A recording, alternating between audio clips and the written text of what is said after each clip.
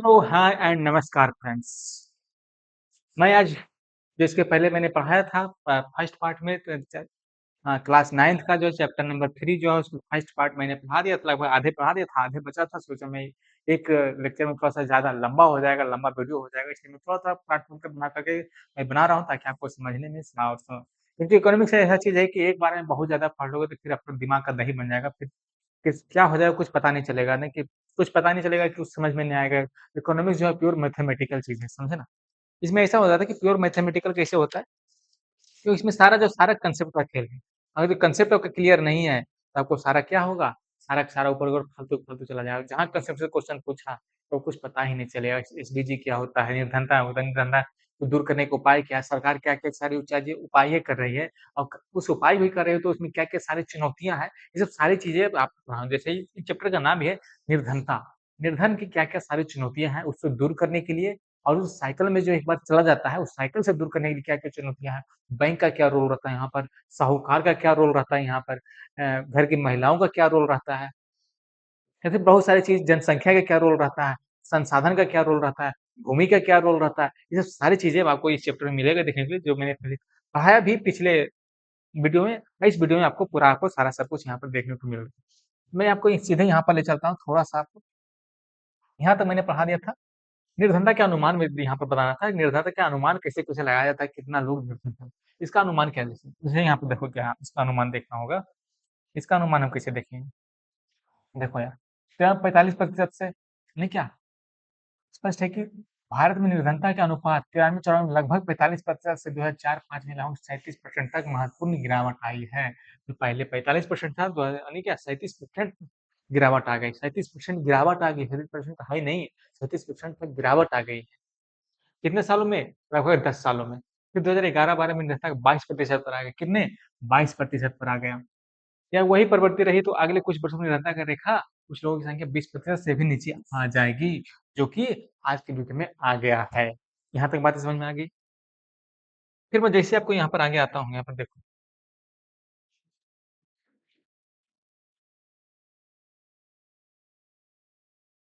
तो यहाँ पर 2 तरह के ऑप्शन है। निर्धनता रेखा से नीचे लोगों का अनुपात भी भारत में क्या है? सभी सामाजिक समूह आर्थिक वर्गों में एक समान नहीं है। लेकिन निर्धनता रेखा से नीचे लोग रह रहे हैं, उन लोग भी क्या एक समान नहीं है कि सभी लोग इस कैटेगरी में ही लोग गरीब रहते हैं। यहाँ पर 2 चीज़ें हैं, एक समान देखो सभी लोग सामाजिक समूह यहाँ पर क्या है? सामाजिक समूह और आर्थिक वर्ग। यहाँ पर भी 2 वर्गों में बाँटा गया है, सामाजिक और आर्थिक। सामाजिक क्या होता है? जो सामाजिक सामाजिक रूप से पिछड़ा हुआ है, जिसके पास वो ना कोई स्कूल जाने के लिए अथी है, ना स्कूल जाने के लिए ऊपर अपर शोषण करने का ऊपर सारे लोग शोषण करते हैं, मज़दूरी करवाते हैं, पैसे नहीं देते। ये सब सारी क्या सामाजिक बुराइयाँ, सामाजिक दुर्गति है, क्या सामाजिक रूप से पिछड़े हुए हैं। आर्थिक वर्गों में अर्थ का मतलब क्या होगा? पैसा, यानी कि पैसे से आर्थिक आर्थिक तंगी भी यहाँ पर आज दिखाने को मिला। सामाजिक निर्धनता के प्रति सर्वाधिक असुरक्षित हैं। यानी सामाजिक रूप से जो निर्धनता है, वो सबसे ज़्यादा असुरक्षित है। यहाँ तक बातें अगर जो कोई आर्थिक रूप से सुरक्षित है, सरकार ने कुछ न कुछ उसके लिए कुछ काम कर रही है, कुछ न कुछ योजनाएँ बना रही है। जैसे क्या प्रधानमंत्री अन्न योजना या 5 केजी अनाज मिल रही है, महीने की एक व्यक्ति पर कैपिटा पे। फिर आ जाते हैं मनरेगा योजना चल रहा था जो कि अभी अ, पीएमजीवाईजी योजना हो उसका नाम बदल दिया गया है। यहाँ पर सारी क्या है, सब सारी चीज़ें योजनाएँ चला रहा है 100 दिन का, क्योंकि इसलिए चला गया है क्योंकि ब मौसमी बेरोज़गारी जो होती है उसको कृषि में ज़्यादा क्या प्रचंड बेरोज़गारी होता है, उसको दूर करने के लिए यहाँ पर हम लोग क्या मनरेगा जैसी योजना लेकर के आए हैं भारत सरकार ने। यहाँ तक बातें समझ में आ रही है? क्योंकि वो मौसम में वो काम करो, जब मौसम कम जाए तो फिर आपको मौसम अच्छे होने के बाद कोई सब सारी चीज़ें यहाँ पर देखने को मिलता है। ठीक है? यहाँ पर देखो जैसे अनुसूचित जाति, अनुसूचित जनजाति के परिवार इसी प्रकार आर्थिक समूह में आर्थिक सर्वाधिक असुरक्षित समूह। आर्थिक समूह क्या है? सर्वाधिक असुरक्षित समूह है। ग्रामीण कृषि श्रमिक परिवार और नगरीय अनियंत्रित मजदूर परिवार है। जैसे तारीख 3.1 में देखो, ये सब सारी चीज़ क्या है? औसत निर्धनता रेखा से नीचे औसत भारत में सभी समूहों के लिए 22 है। अनुसूचित जातियों के लिए 100 में से 43 लोग क्या अपनी मूल आवश्यकताओं को पूरा करने में असमर्थ हैं। यानी कि अनुसूचित जनजाति शेड्यूल्ड ट्राइब के लोग जो होते हैं क्या 100 में से 43 लोग जो है अपना मूलभूत आवश्यकताओं के लिए मूल आवश्यकता भी पूरा नहीं कर पाते। मूल आवश्यकता का मतलब क्या? रोटी, कपड़ा, मकान, एजुकेशन, शिक्षा, स्वास्थ्य, स्वच्छता, चिकित्सा ये सब सारी चीज़ क्या है? मूलभूत आवश्यकता है जो वो लोग भी पूरा नहीं कर पाते। कौन से लोग? 43 100 में से 43 यानी 43% लोग शेड्यूल्ड ट्राइब के लोग उसको पूरा कर नहीं कर पाते। यहाँ तक बातें आपको समझ में आ गई? फिर देखो इस तरह नगरीय में 34% नहीं मतलब जनता के नीचे लगभग 34% अन्य कृषि श्रमिक ग्रामीण क्षेत्र में 29% अनुसूचित जनजातियां भी निर्धन है यानी कि एससी के लोग शेड्यूल कास्ट के लोग 29% शेड्यूल ट्राइब के लोग 43% लोग यहाँ पर क्या है बेरोजगार है बेरोजगार सॉरी बेरोजगार नहीं निर्धन है निर्धन किसको कहते हैं तो अपनी मूलभूत आवश्यकताओं को पूर्ति नहीं कर पाए फिर मैंने कल इसके पहले बताया था अमेरिका की निर्धनता का पैरामीटर अलग है भारत में निर्धनता का पैरामीटर अलग है फिर सहारा अफ्रीका में चले जाओ, वहाँ पर तो पूरी तरह से निर्धनता के पैरामीटर ही अलग है। यहाँ तक बात समझ में आ रही है? यहाँ पर क्या देखो अनुसूचित जाति और अनुसूचित जनजाति के सामाजिक रूप से सुविधा वंचित सामाजिक समूहों के लिए यहाँ पर आइए ना सुविधा वंचित सामाजिक समूह फिर यहाँ पर देखो आगे आते हैं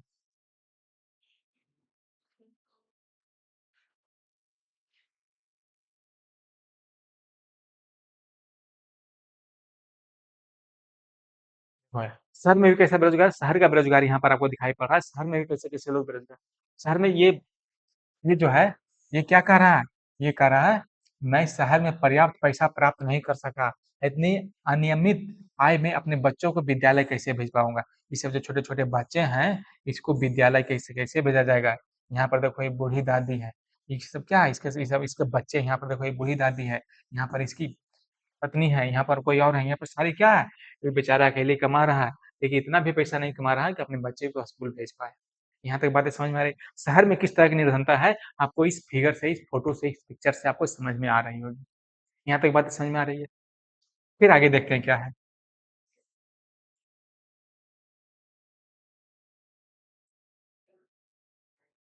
देखो क्या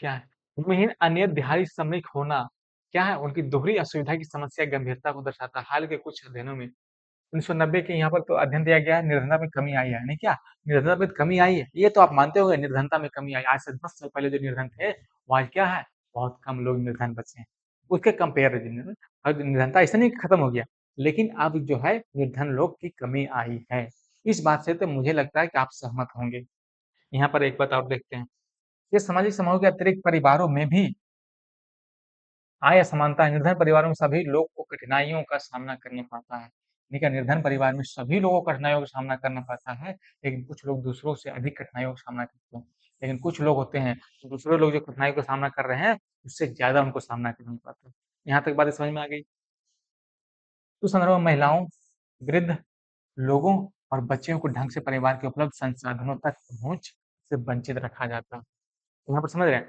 संसाधनों कैसे पहुंचा 1% लोगों के पास जब धन का संसाधन 40% हो जाता है तो कैसे धन से होने की असमानता है क्या वितरण की असमानता है यहाँ पर असमानता दिखाया गया है असमानता यहाँ पर बहुत अच्छे तरीके से यहाँ पर देखने को मिलेगा कैसे असमानता यहाँ पर वृद्धि होती है असमानता समझ रहे हैं ना यहाँ पर असमानता कितना है यहाँ तक बातें समझ में आ रही असमानता गरीब और अमीर में कैसे असमानता है महिलाओं में भी वृद्ध लोगों और बच्चों को ढंग से परिवार के लिए उपलब्ध संसाधनों तक पहुंच से वंचित रखा जाता है यानी क्या लोग के जो संसाधन है संसाधनों पर भी उसका कब्जा नहीं है संसाधनों का जो बंटवारा किया गया है संसाधनों का जो बंटवारा है बहुत गलत तरीके से बंटवारा किया गया हम आगे आ जाएंगे अंग्रेजी का यहाँ पर क्या रोल है उनको निर्धन करके जाने में अंग्रेज का क्या रोल है आगे आपको देखने को मिलेगा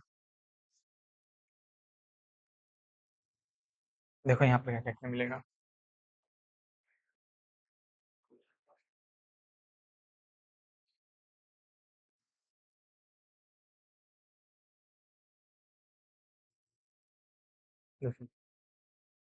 देखो भाई निर्धनता एक पहलू और आया है प्रत्येक राज्य निर्धन लोगों का समान समान नहीं है लेकिन 1970 में दशक के प्रारंभ में राज्य स्तरीय निर्धनता में सुदीर्घकालिक कमी आई निर्धनता कम करने में सफलता की दर भिन्न भिन्न राज्यों के अलग है ये आप मानते हो कि ना सभी राज्यों के अलग है यानी कि बिहार में जितनी गरीबी है उतना उतना गरीबी आपको महाराष्ट्र में नहीं मिलेगा बिहार में यूपी में जितना गरीबी है उतना गरीबी आपको गोवा में देखने को मिलेगा उड़ीसा में जितनी गरीबी है झारखंड में जितनी गरीबी है उतनी गरीबी आपको साउथ के राज्यों में देखने को नहीं मिलेगा ये सब क्या है अंतर्राज्यीय जो है वो भी एक बैरियर है असमानता के कारण है ये असमानता के कारण कैसे आप क्या हो सकता है क्योंकि उन लोगों ने पहले से एजुकेशन पर ध्यान दिया तो स्किल पे ध्यान दिया वो स्वास्थ्य पे ध्यान दिया, ये सब बेसिक चीज़ें जो होती है उसको उसने पूरा किया, टारगेटेड लक्ष्य को पूरा किया, तो वो जा करके बहुत आगे निकल गया हम लोग को इस एरिया से। बातें यहाँ पर समझ में आ गई। फिर देखो वैश्विक निरंतरता का परिदृश्य आ गया है, यहाँ पर ये सब सारी चीज़ें आपको यहाँ पे देखना होगा, वैश्विक निरंतरता का परिदृश्य क्या होता है यहाँ पे। देखो यहाँ पर क्या दिखाया गया है।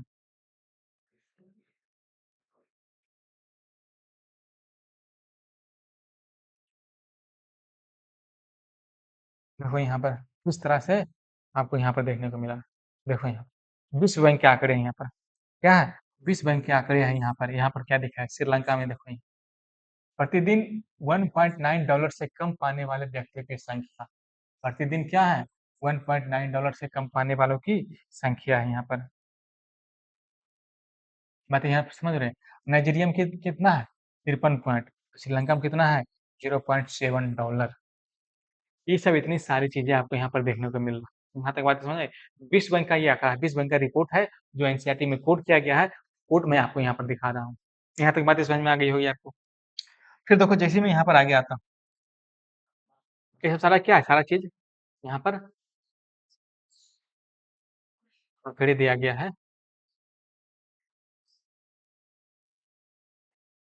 अब यहाँ पर देखो क्या, अब यहाँ पर थोड़ा सा आपको बहुत गहरे तरीके से यहाँ पर हम्म,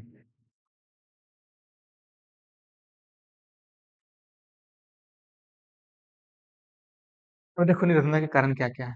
ये सब सारी चीजें आपको बताएगा निर्धनता का कारण क्या क्या, कैसे कैसे यहाँ पर निर्धनता के कारण क्या क्या सारी चीजें हो सकता है, कैसे हम लोग इतना निर्धन हो गए। यहाँ पर एक चीज जो आप मानते होंगे ना, यहाँ पर एक चीज तो आप मानते होंगे, यहाँ पर थोड़ा सा मैं आपको नए पेज पर ले चलता हूँ। जब अंग्रेज आए यहाँ पर देखो, जब अंग्रेज आए यहाँ पर, अंग्रेज आए तो अंग्रेजों ने लोगों ने क्या किया? सबसे अंग्रेज लोगों ने क्या किया? सबसे पहले क्या औद्योगिकरण की जो क्रांति लाई, उन्हें क्या लाया? अपने देश में, भारत में ना ला करके औद्योगिकरण की क्रांति कहाँ लाई? तो अपने देश ना अंग्रेज लाए, कितना कहाँ? इंग्लैंड में लाया, इंग्लैंड में लाया। फिर देखो इंग्लैंड में क्या चलाया? औद्योगिक क्रांति,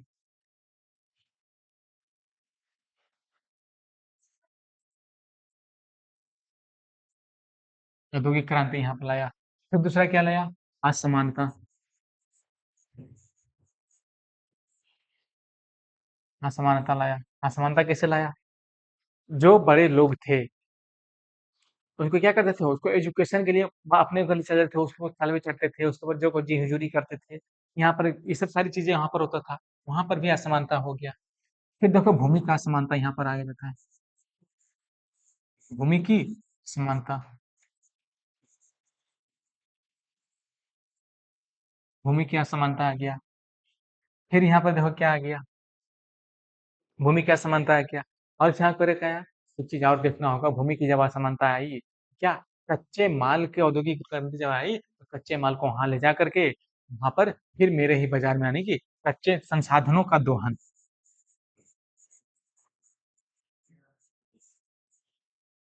संसाधनों का दोहन। यहाँ पर एक चीज और थोड़ा सा मैं चलूंगा, जनसंख्या वृद्धि,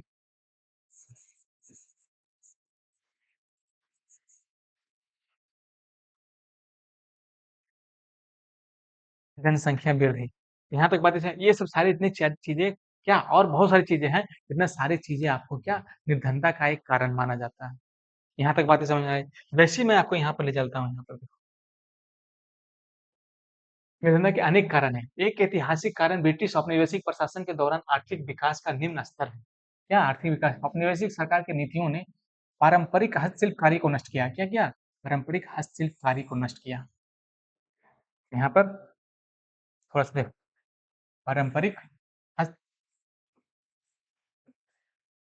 पारंपरिक हस्तशिल्पकारी को नष्ट किया।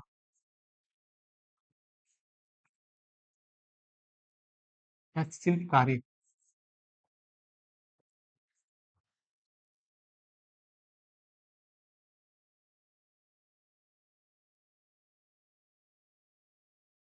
शिल्पकारी को नष्ट किया। फिर देखो आगे क्या किया। विकास को हतोत्साहित किया, विकास को धीमी गति से दशक तक जारी रहा। इसके परिणाम रोजगार के अवसर घटे और आय की वृद्धि दर गिरी। इसके साथ-साथ जनसंख्या में उच्च दर से वृद्धि हुई।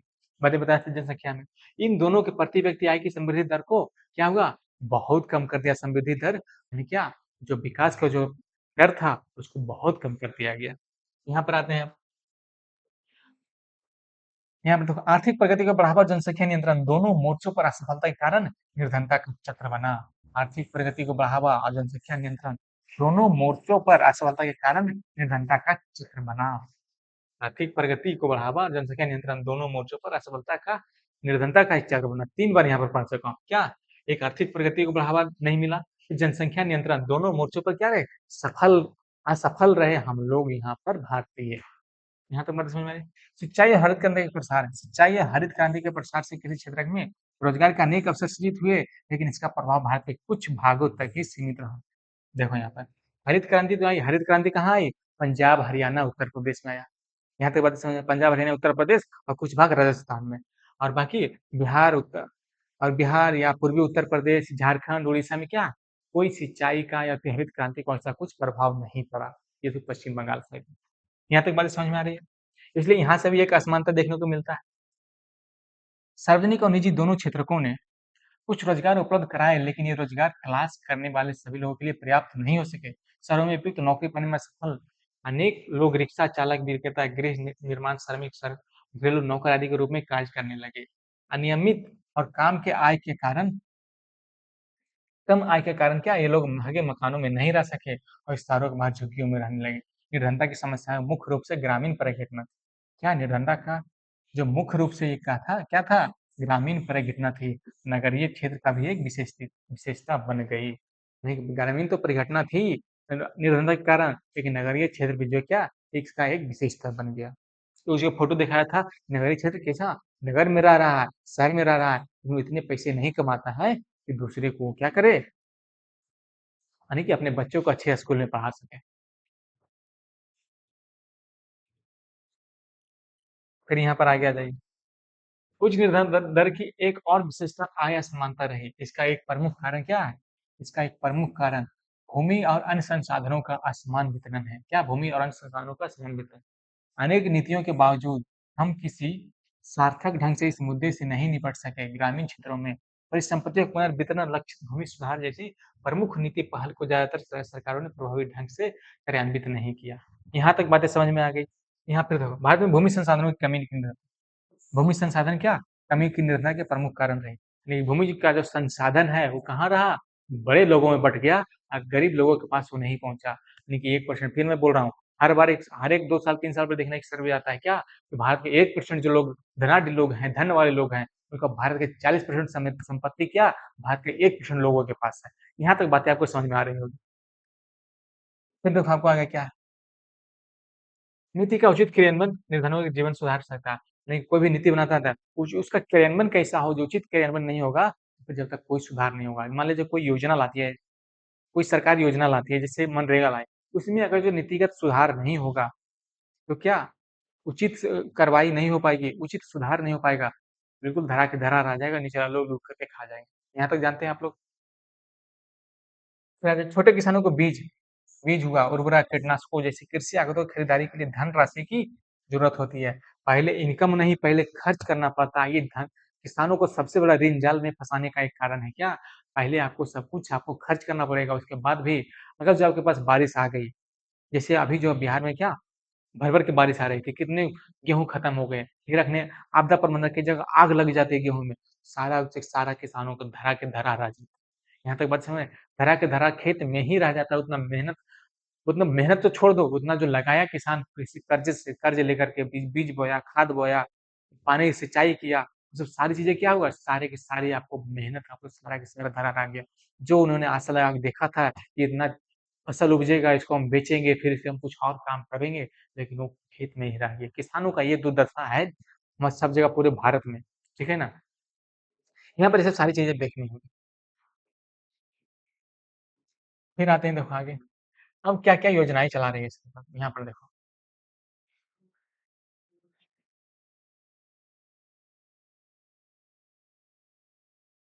एक चीज़ और यहाँ पर ध्यान देना, जब किसान दिन में फँसता है, कैसे दिन में फँसता है?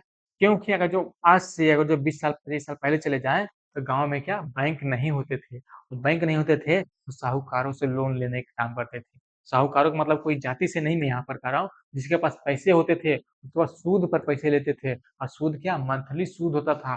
3%, 4%, 5%, 8% तक के सूद होता था और एक बार सूद के जाल में जब फँस जाता था, खेत बेचना पड़ जाता। तो भाई मैं अपनी आँखों से देखा हूँ इस बात को, आपको ध्यान रखना होगा, ठीक है ना? आज भी कई-कई गाँव में ये सब ऐसी बातें सुनने को मिलता है, क्योंकि उन्हें पास बैंक की पहुँच नहीं है और बैंक की पहुँच है भी, तो बैंक से लोन लेने में सक्षम नहीं है। बैंक लोन उस तरह के जितने सारे कागज़ात बैंक खोजती है गरीब किसान को देने के लिए, लोन देने के लिए, उतनी कागज़ात उसके पास उपलब्ध नहीं होते। यहाँ तक बातें आपको समझ में आ रही है? फिर देखो यहाँ पर आ जाएँ, भारत के विकास आर्थिक समृद्धि को प्रोत्साहन और लक्षित निरंतर निरोधी कार्यक्रम, यानी क्या टारगेटेड कार्यक्रम चला रही है सरकार, वो सब सारी चीज़ें आपको यहाँ पर देखने को मिल रहा है। देखो यहाँ पर ये सब सारी चीज़ें क्या है, सारा डेटा 1880 से 1980 से 1990 के 6% के करीब पहुँच गई। विकास के उच्च निबंधन का काम करने के लिए एक महत्वपूर्ण भूमिका निभाई। इसलिए स्पष्ट होता जा रहा है कि आर्थिक समृद्धि और निर्धनता के उन्मूलन के बीच एक घनिष्ठ संबंध है। आर्थिक संबंधी और निर्धनता उन्मूलन जो होता है, इसका एक संघिक घनिष्ठ संबंध है। कैसे? जब निर्धनता का जब उन्मूलन नहीं होगा, तो आर्थिक समृद्धि कहाँ से आएगा? इसलिए दोनों का संबंध जो है, इस तरह से संबंध है कि दोनों एक-दूसरे के बगैर पूरा नहीं हो सकता। जब तक आर्थिक निर्धनता का उन्मूलन नहीं होगा, जब तक क्या? जब तक आर्थिक समृद्धि नहीं हो पाएगा। फिर देखो, आर्थिक समृद्धि अवसरों को व्यापक बना देती है। आर्थिक समृद्धि जब आता है, तो अवसरों को क्या होता है? व्यापक बना देता है, बड़ा बना देता है और मानव विकास में निवेश के लिए आवश्यक संसाधन उपलब्ध कराती है। मानव विकास में जो निवेश के लिए आवश्यक संसाधन क्या करती है? उपलब्ध कराती है। यहाँ तक सब सारी बातें मैंने आपको बता दी। अब यहाँ पर से किसी का जो कोई डाउट होता है, जैसे आप वीडियो अपलोड होता है, यूट्यूब पे जाता है, प्लीज़ आप लोग कमेंट कीजिएगा। तो सारा कमेंट को जवाब देने के लिए हम हमेशा आपके लिए रेडी रहते हैं, ठीक है? मैंने कहा कि इकोनॉमिक्स को 9 टू 12th हम पढ़ाएँगे, पूरा का पूरा हम पढ़ाएँगे। आज देख रहे हैं, आज तीसरा चैप्टर 9th क्लास का तीसरा चैप्टर खत्म हो जाएगा। एक चैप्टर और है 9th का, फिर 9th का क्लास खत्म होगा, फिर क्लास 10th का हम शुरू करेंगे, फिर 11th का शुरू करेंगे, फिर 12th का शुरू करेंगे। यहाँ पर बातें समझ में आ गई? देखा, यह शिक्षा में निवेश से अधिक आर्थिक प्रतिफल पाने की आशा में लोगों को अपने बच्चों को लड़कियों सहित स्कूलों भेजने के लिए प्रोत्साहित करती है। जब मानव पूंजी आ जाती है, मानव विकास हो जाता है, तो क्या आर्थिक प्रतिफल पाने के लिए जब विकास हो जाता है, निर्धनता के उन्मूलन हो जाता है, निर्धनता का उन्मूलन होता है, समृद्धि दर बढ़ता है, समृद्धि दर बढ़ता है तो मानव का विकास होता है, तो मानव का विकास होता है तो क्या करता है? एजुकेशन में लगाता है, हेल्थ पे खर्चा करता है, चिकित्सा पे खर्चा करता है, बहुत सारी चीज़ अच्छी-अच्छी जो आर्थिक प्रतिफल दे। जब क्या आर्थिक विकास हो, पैसे आवे, तो उसमें ज़्यादा लोग खर्च करना चाहते हैं। यहाँ पर देखो आगे क्या है, लड़कियों सहित यानी कि सिर्फ यहाँ पर देख लो, यहाँ पर लड़का-लड़की में कोई भावना नहीं कर रहा, लड़का-लड़की में कोई विभेद नहीं कर रहा है, ठीक है? लड़कियों सहित स्कूल भेजने के लिए प्रोत्साहित करते हैं, तथापि यह संभव है कि आर्थिक विकास से सृजित अवसरों से निर्धन लोग प्रत्यक्ष लाभ नहीं उठा सके। इसके अतिरिक्त कृषि क्षेत्र में समृद्धि अपेक्षा से बहुत कम रही है। निर्धनता पर इसका प्रत्यक्ष प्रभाव पड़ा क्योंकि निर्धन लोगों का एक बड़ा भाग गाँव में रहता है और कृषि पर आश्रित होता है। यहाँ तक भई ये तो बात समझ आए? जहाँ जितना ज़्यादा निर्धन लोग हैं, सबसे ज़्यादा निर्धन लोग कहाँ रहते हैं? गाँव में रहते हैं। यहाँ तक बातें समझ में आई? मुझे लगता है यहाँ तक आपको पूरी पूरी बातें आपको समझ में आई होंगी। क्योंकि मैं एक-एक शब्द यहाँ पर तोड़-तोड़ के मैं यहाँ पर बता देखो यहाँ क्या महात्मा गांधी राष्ट्रीय रोजगार गारंटी योजना अधिनियम 2005 चलाया था, जिसको मनरेगा कहते हैं। ये मनरेगा का नहीं मतलब क्या हुआ कि मौसमी बेरोजगारी जो होती है जिसको कृषि में सबसे ज़्यादा बेरोजगारी होती है कितना? 9% बेरोजगारी प्रच्छन्न बेरोजगारी होता है, मैंने ऑफलाइन क्लास में पढ़ाया है। यहाँ तो बातें है ना, कि कृषि में 9% प्रच्छन्न बेरोजगारी होता है, वो भी कैसा? मौसमी बेरोजगारी। जब मौसमी बेरोजगारी मतलब किसान के मौसम कितने महीने काम रहता है? 4 महीने। 4 महीने काम रहता है, बाकी 8 महीने बैठे रहता है ना। वही सरकार ने कहा कि अगर जो जब मौसमी बेरोज़गारी जब होता है, तो उस टाइम आपको 100 दिन का हम रोज़गार की गारंटी देते हैं, मनरेगा योजना के तहत। इसलिए 100 दिन का रोज़गार गारंटी लेकर के आई थी सरकार। कितनी अच्छी स्कीम लेकर के आई थी, बहुत अच्छा स्कीम, बहुत सक्सेसफुल स्कीम। यहाँ तक बात समझ में आ रही है? रोज़गार कम से कम 100 दिनों के लिए उपलब्ध कराना, क्या मज़दूरी के लिए कम से उद्देश्य सतत विकास में और करना सूखा, वन कटाई, मिट्टी के कटाव जैसी समस्याओं से बचा सके, इस प्रावधान के तहत 1/3 रोज़गार महिलाओं के लिए सुरक्षित किया गया। तो क्या 1/3 रोज़गार महिलाओं के लिए सुरक्षित किया गया। ये सब सारी बातें समझ रहे हैं? जैसे ताकि सूखा आ जाए, वन कटाई, मिट्टी कटाव करना हो, तो क्या करना है? लेबर से करना है, मजदूर से कराना है, वहाँ पर मशीनरी यूज़ नहीं करना है। यहाँ पर बातें समझ में आ गई। यहाँ पर आपको एक बताएगा एसडीजी इंडेक्स बना था एक। एसडीजी इंडेक्स कब बना? 2015 में बना। इसमें कितने 17 लक्ष्यों को प्राप्त करना था। कितने लक्ष्य? 17 लक्ष्यों को प्राप्त करना था। कब तक करना था? 2023 तक करना था। सब ये सब सारी चीजें आपको याद रखना है। एसडीजी में पहला क्या? पहला है नो पॉवर्टी। फिर दूसरा में क्या है? Zero hunger.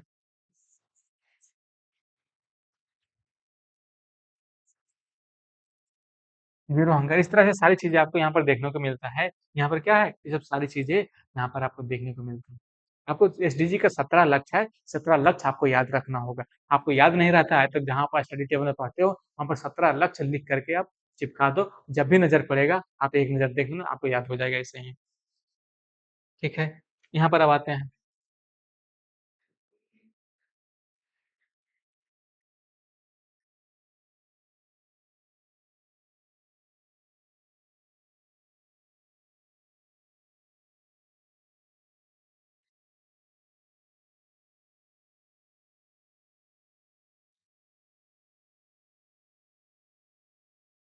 अब देखो यहाँ पर क्या है, यहाँ पर क्या है।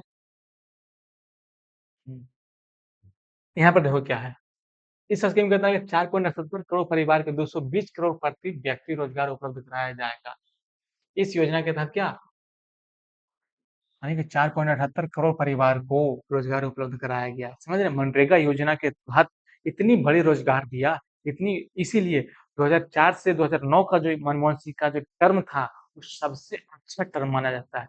उस टाइम पूरे 2008 में पूरे दुनिया में रिसेशन चल रहा था, पूरे दुनिया में मंदी चल रहा था।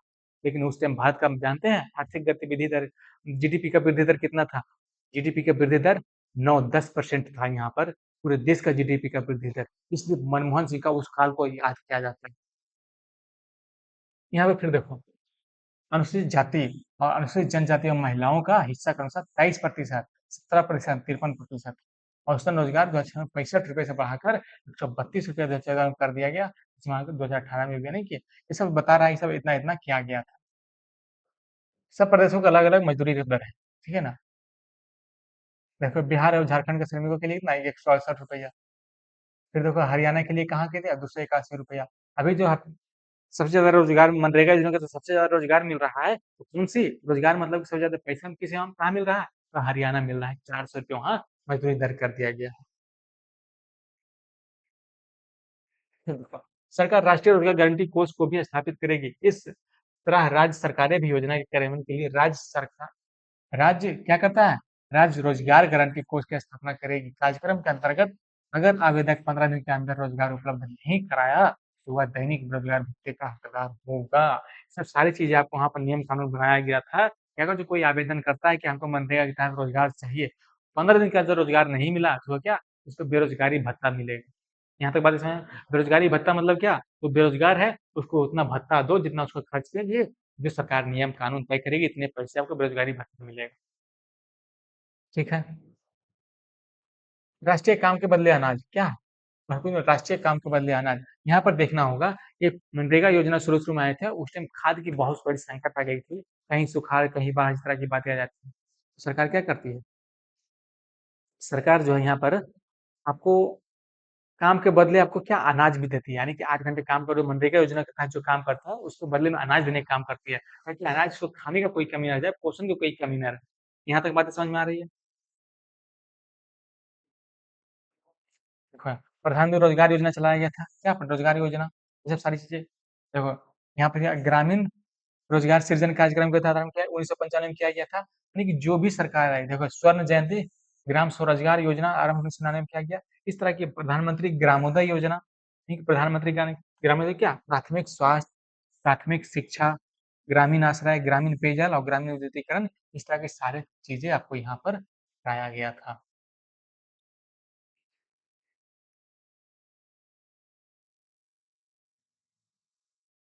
देखो, अंत्योदय अन्न योजना है ना, इसके बारे में अगले अध्याय में पढ़ेंगे। अंत्योदय अन्न योजना क्या होता है? जब खाद्य सुरक्षा या खाद्य के बारे में पढ़ेंगे, तो आपको अगले चैप्टर मिलेगा, बहुत अच्छे तरीके से वहाँ पर बताने को मिलेगा, एक्सप्लेन करके बताएँगे। देखो चुनौतियाँ क्या-क्या हैं? चुनौती सबसे पहले क्या है? डिस्क्रिमिनेशन, भेदभाव को कम करना, आर्थिक पैसे को बढ़ावा देना, निर्धनता को कम करना। इसलिए एसडीजी का जो इंडेक्स है, एसडीजी का इंडेक्स क्या है?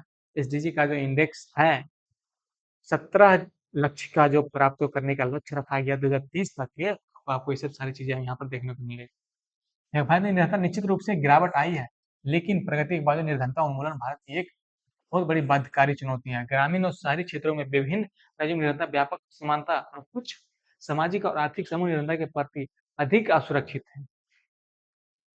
आशा की जा रही है निर्धनता उन्मूलन में अगले 10 से 15 वर्षों में अधिक प्रगति होगी। ये सब सारी चीज़ क्या है? ये सब सारी चीज़ आपको यहाँ पर देखने को मिलेगा तो। महिलाओं और समाज के आर्थिक रूप से कमजोर वर्गों के बढ़ते सशक्तिकरण के कारण संभव हो सकेगा। यानी कि महिलाएँ और जो समाज के आर्थिक रूप से कमजोर हैं, उसको अगर जो समृद्धि किया जाए, उसको अगर जो रोज़गार मिला जाए, उसको अगर स्किल्ड किया जाए, उसको शिक्षा दिया जाए, उसको स्वास्थ्य मिल जाए, तो क्या फिर आपको यहाँ पर सशक्तिकरण के लिए बहुत बड़ी आपको अच्छा मिलेगा, पॉजिटिव मिलेगा, समृद्धि दर यहाँ पर वृद्धि करेगी, मानव का विकास होगा। यहाँ तक बातें समझ में आ रही है? यहाँ पर देखो क्या है, लोगों के लिए निर्धनता आधिकारिक परिभाषा उनके केवल एक सीमित भाग पर लागू होती है। यह न्यूनतम जीवन निर्वाह उचित स्तर की अपेक्षा जीवन निर्वाह न्यूनतम स्तर के विषय में है। अनेक बुद्धिजीवियों ने इसका समर्थन किया कि निर्धनता का की अवधारणा का विस्तार मानव निर्धनता तक कर देना चाहिए। हो सकता है कि बड़ी संख्या में लोग अपना भोजन जुटाने में समर्थ हों, लेकिन क्या उनके पास शिक्षा या घर है, स्वास्थ्य सेवा की सुविधा है या रोज़गार सुरक्षा है, आत्मविश्वास है, क्या वो जाति, लिंग आधारित भेदभाव से मुक्त हैं? ये सब सारी चीज़ें को आपको सरकार को यहाँ पर टैकल करना होगा, सरकार को इससे निपटना होगा। ये सब बहुत बड़ी चुनौतियाँ हैं। आज भी अगर जो कहीं जाते हैं, तो क्या कितना भेदभाव होता है आपको समझ में आता होगा। जो कोई लोअर कास्ट से बिलॉन्ग करता है, कहीं अच्छे कॉलेज में एडमिशन हो जाता है, तो किस तरह की बातों से उसको बोला जाता है, किस तरह के जाति सूचक नाम बोला जाता है, जाति सूचक शब्द बोला जाता है, उसके सामने गाली दिया जाता है, कि इस तरह से आया, कोटा से आया, ये सब से आया। ये सब चीज़ें आपको कितना वाहियात लगता है, ये सब सारी चीज़ें आपको इससे निपटने के लिए सरकार को कई सारी योजनाएँ बनानी पड़ेगी और बहुत अच्छे तरीके से बनाना पड़ेगा। क्या मानव जनता तक के बारे में कर देना चाहिए, हो सकता है बड़ी संख्या में लोग, लेकिन क्या पास शिक्षा या घर नहीं है। उसके पास सबसे पहले आत्मविश्वास यह दिलाना चाहिए कि नहीं भारत में हो तो सब कुछ सही है। स्वास्थ्य की सेवा और सुविधा है, रोज़गार की सुरक्षा है, क्या वो जाति, लिंग, लिंग भेदभाव से मुक्त है? ये सब सारी चीज़ें आपको यहाँ पर ये सब सारी चीज़ों के बारे में आपको योजनाएँ बनानी पड़ेगी। तो इस योजनाओं के लिए टारगेटेड बनाना पड़ेगा, लक्षित बनाना पड़ेगा, क्या ये सब सारी योजनाएँ अच्छे से काम करें। यहाँ तक बातें समझ में आ रही है? क्या बाल श्रम प्रथा अब भी प्रचलित है? ये सब तो बाल श्रम प्रथा जो अब थोड़ा-थोड़ा कम हुआ है लेकिन फिर भी है। यहाँ पर भी एक योजना बना करके आपको कानून बना करके इस सब पर जो आपको काम करना होगा। जैसे काम करने क्या? जैसे 6 से 14 साल के बच्चों को मुफ्त शिक्षा की रोज़गार की मुफ्त शिक्षा की योजना आई थी राइट टू एजुकेशन के तहत 8 साल 14 साल यानी कि 8वीं क्लास तक की फ्री एजुकेशन पा सकते हैं। आपको वो सब सारी चीज़ें अब यहाँ पे देखने को मिल रहा है। ये सब में अच्छे से आपको क्रियान्वयन करना होगा। विश्वव्यापी अनुभव बताते हैं विकास के साथ निर्धनता की परिभाषा भी बदलती है। निर्धनता उन्मूलन हमेशा एक गतिशील लक्ष्य है। आशा है कि हम अगले दशक के अंत तक सभी लोगों को केवल आय के संदर्भ में न्यूनतम आवश्यक आय उपलब्ध करा सकेंगे। सभी को स्वास्थ्य सेवा और शिक्षा रोजगार उपलब्ध कराना। लैंगिक समता, धनों की समानता, सम्मान जैसी बड़ी चुनौतियाँ हमारे लक्ष्य होंगे। ये भी और भी बड़े काम होंगे। इस तरह की बातें यहाँ पर पूरा देखने को मिलता है। ये सब सारा सारांश दिया हुआ है, ये सब सारी चीज़ें आपको अब लगता है कि इतनी अध्याय समाप्तम। ये सब सारी चीज़ें आपको यहाँ पर सारी चीज़ें मैंने आपको बताया, समझाया। कोशिश किया आपको पूरा का पूरा आपकी बातें समझ में आ जाए, ठीक है ना?